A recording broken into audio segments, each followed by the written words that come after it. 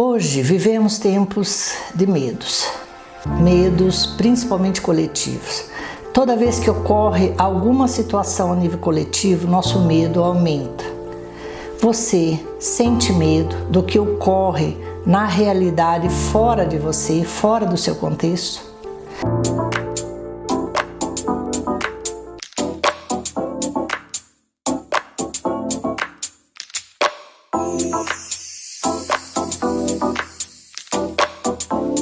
Você é uma dessas pessoas que passa a sentir medo, que não sabe direito de onde vem, que não consegue dar nome a esse medo? Então, vamos falar novamente sobre isso. Medos que nos limitam, medos que nos travam.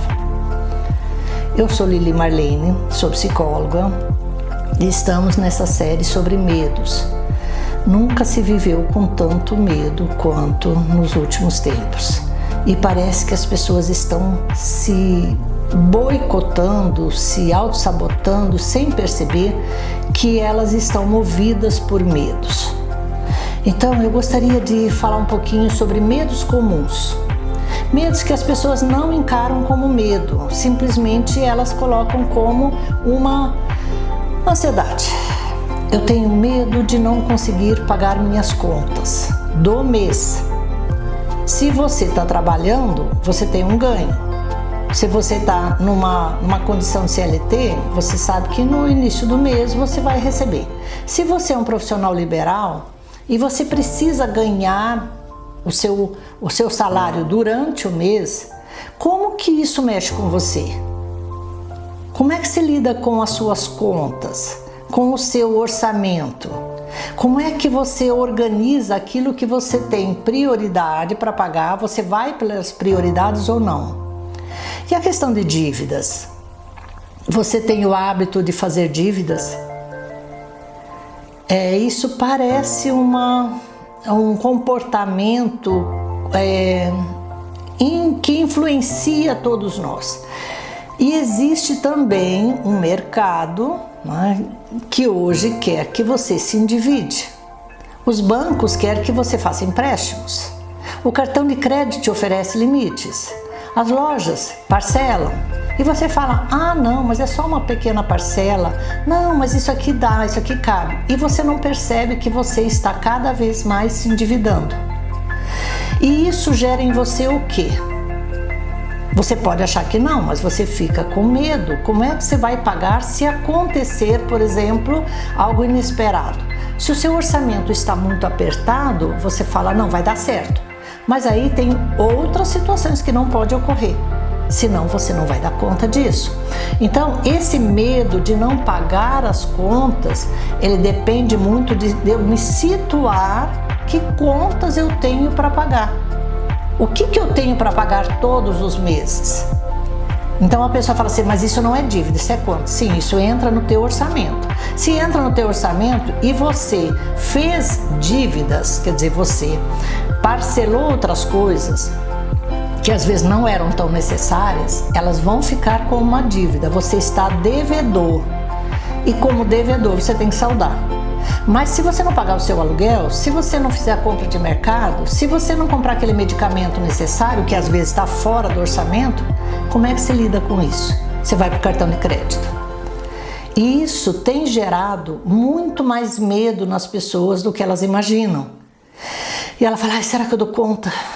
Ai, nossa, eu tô tão endividada. Ai, esse mês não dá. Esse mês eu não posso fazer isso. Eu vou parar isso, eu vou parar aquilo. E às vezes você vai parando de fazer algo que poderia te ajudar a ter mais saúde, porque você está com medo de não pagar as suas contas básicas. Então isso é algo que precisa ser melhor explorado. Se você vai para o cartão de crédito tem um limite. Muitas pessoas estouram o limite e ainda pedem aumento de limite. Quanto tempo você vai ficar endividado? Quanto isso vai realmente te mobilizar durante todos esses meses? Como fica a tua saúde emocional diante disso? Você está refém das dívidas. Quem é que gosta de ser refém? Ninguém, né? E aí tem outros medos que nós costumamos também não prestar muita atenção. Já pensou nas questões da doença? As pessoas hoje têm medo de adoecer. E não é de uma gripe. A gripe parece que já ficou comum. É aquela doença que você não tinha nem ideia que você poderia adoecer. E aí, de repente, você se descobre com uma situação onde você tem que cuidar, parar a sua vida para cuidar da saúde. Quando você para, como que isso te afeta?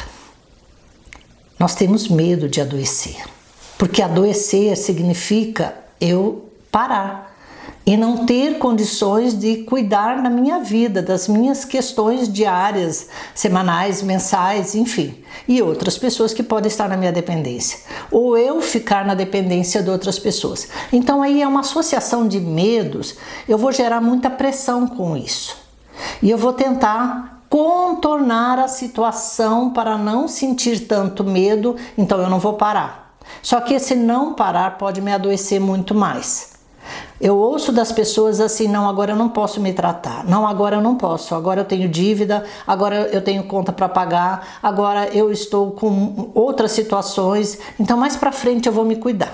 Só que a doença não espera, os transtornos não esperam. Então preste atenção nisso também, quanto isto mexe com você. Cuidar da saúde é muito importante para você ter mais condições de enfrentamento. O medo de estar pobre.